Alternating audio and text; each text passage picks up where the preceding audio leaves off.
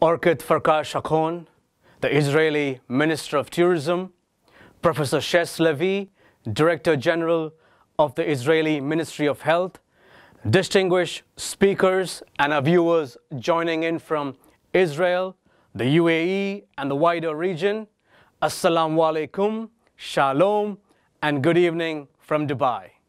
Welcome to Day 3 of the UAE-Israel Business Leaders Summit by Haaretz and Gulf News. Over the last 2 days, we have been listening to engaging conversations from speakers in the banking and finance and technology and investment sectors. Today, we have an esteemed lineup of speakers who are going to deep dive into the synergies, opportunities, and challenges in the healthcare and tourism sectors. I want to take this opportunity to thank all our esteemed partners who have worked hard to make this event a success.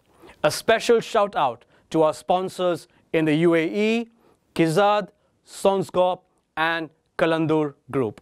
I also want to take this opportunity to thank our partners in Israel, Haaretz, the Marker.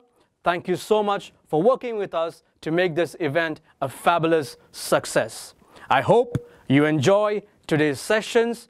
Good evening and have a nice day. Hello again, everybody. I am Eitan Avriel, and I am once more honored to open the third day of our Business Leaders Summit 2020. In the previous 2 days, we have talked about banking, about finance, about investment, and of course about high-tech and startups. Today, we are going to focus on healthcare and on tourism. And maybe these sectors are going to produce fastest deal and faster agreements than any other sectors. Why? Because of the corona crisis, of course, which forces us to find quick health solution, but also provide opportunity for tourism as many countries are still closed or require a quarantine period to enter. So, like yesterday, I'm sure this will be a captivating third and last day of the summit. Thank you. And I will also like to thank our partners, Gulf News, of course, Bank Leumi, Rabin Medical Center, Schneider Hospital, as well as Eugene Kandel and Startup Central. Thank you again. Hi, I'm Hagai Amit, political correspondent of The Marker. I'm glad to host today a person whom is probably the most important civil servant in Israel these days, Professor Hezi Levi, Director General of the Ministry of Health. Hi, good afternoon, and I'm very happy to hear that I am the most occupied civil servants and most important civil servant in Israel. I'm not sure that it's so, but I'm sure that the challenge is very big these days. It is a very big challenge, and I would like to start with a question which probably bothers all the citizens of Israel and both the Emirates. What will be the efficiency of the vaccine for COVID-19 once it will arrive to our countries? Well, we've heard in the news about at least 3 companies that declared about the efficacy and the safety of their vaccine. We've heard about the trials of Pfizer, we've heard about the trials of Moderna, and we've heard about the trials of AstraZeneca. It should be said that these are different technologies, while Pfizer and Moderna are the same technology, a new technology, which working with the genome of the virus. The AstraZeneca vaccine is in the old traditional technology, which means it used a weak virus with some genomic engineering. I would say that the efficacy looks very good these days, and according to their declaration and news, the safety is also okay. It should be said that we still don't know enough. I mean, regarding this question, whether it gives us a full protection for the whole time and we can forget this pandemic and this epidemic of corona, the question is still not. Although we really hope that we are going to the end of the disease in the world, it's not so, because we don't know enough about the vaccination. It's a new vaccination, it's a new technology, and we still should learn and to see how it works and for how long it protects us. We still don't know either that question, whether we vaccinate a person, and most of these vaccinations are 2 doses in difference of 1 month between the first dose and the second dose. Still, we don't know for how long the immunity still persists. So it's good news, of course. We should be kind of optimistic, but we still don't know all the answers. Okay. Do you believe the Israeli public will be given the option to choose between the vaccines of the different companies? Not in the beginning, because first of all, there are kind of agreements, which I cannot speak of them, but there are agreements with several companies that produce this vaccination, and there is a timeline for the arrival of these vaccinations. So the first, really within months, we're gonna start to get vaccination of one of the companies, and we're gonna start to vaccinate with them. In the second quarter of the year, we're gonna start to get the other vaccinations from other companies. I'm not sure that we can offer the people to choose between the vaccinations and between the technologies. We have some agreements with some companies, and we have the timeline that it arrives to Israel. And in the beginning, within a few weeks, you're going to get the vaccinations, start to get vaccinations from one of the companies. And as we want to start rapidly to vaccinate the people, we cannot choose. And we're going to have one technology that we can offer the people to vaccinate on. And but it's still pretty safe and pretty effective, as we know from the news of the company. And of course, we insist that every vaccination that comes to Israel get the approval of the regulation authorities like the FDA. So it's going to be safe and efficient. Okay. Do you believe the Israeli government will accept the approval of the FDA to the vaccine which will be imported to here? Or will we make I guess that yes.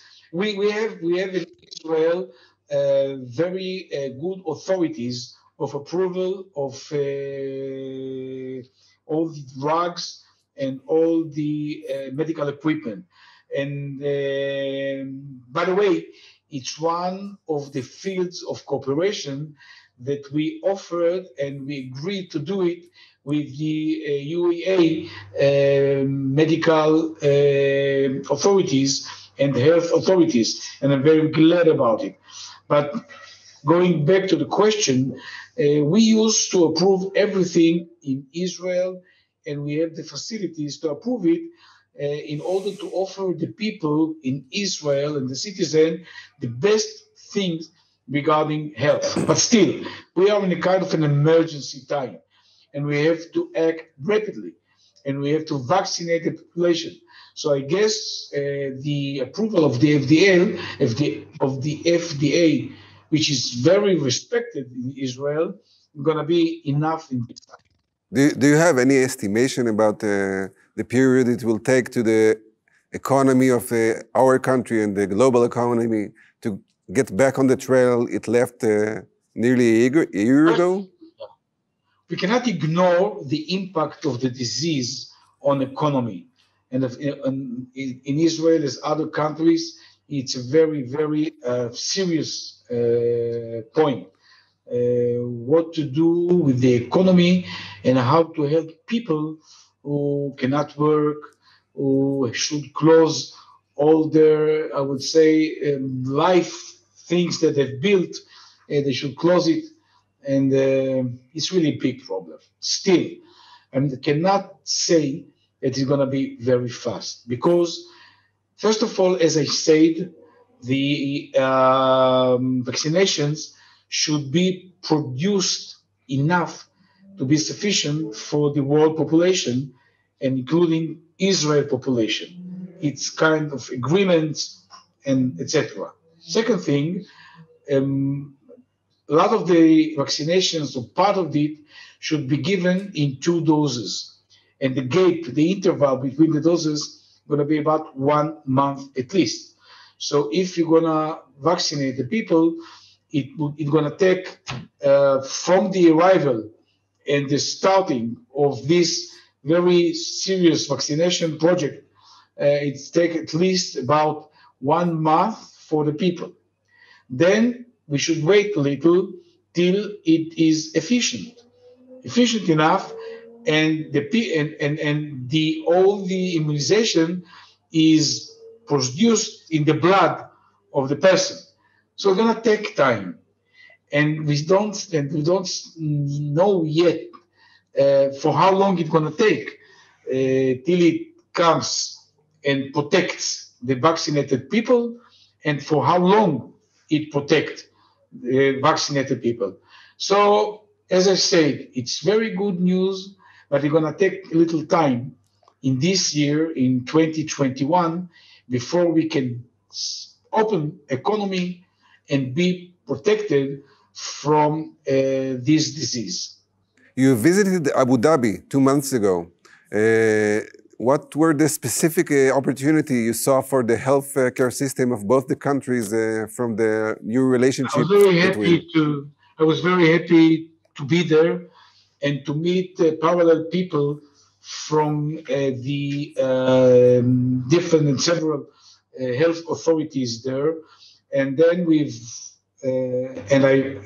I've seen how they are advanced, and how we want to make cooperation for the sake of our people and to provide the best medical and health services, development, and research.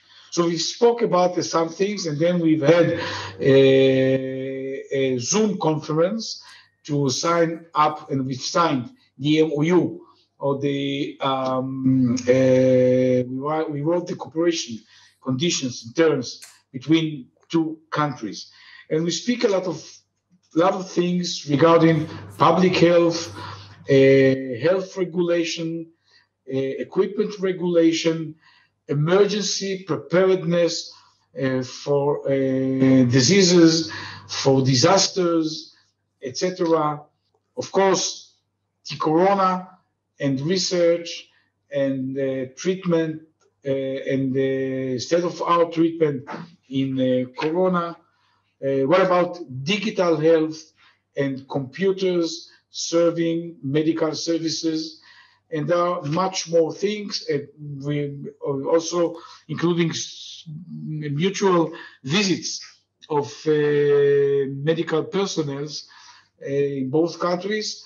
And we are going on in order to establish this cooperation that we are very glad about it, and very glad to learn from our neighbors from the UAE. Okay, and one more question. Some of the Israeli believe that the cure for the political system in these days is a professionals party, which will include all kinds of civil servants like you and operate only from professional manners. What do you think about the idea? Medicine and health crosses borders.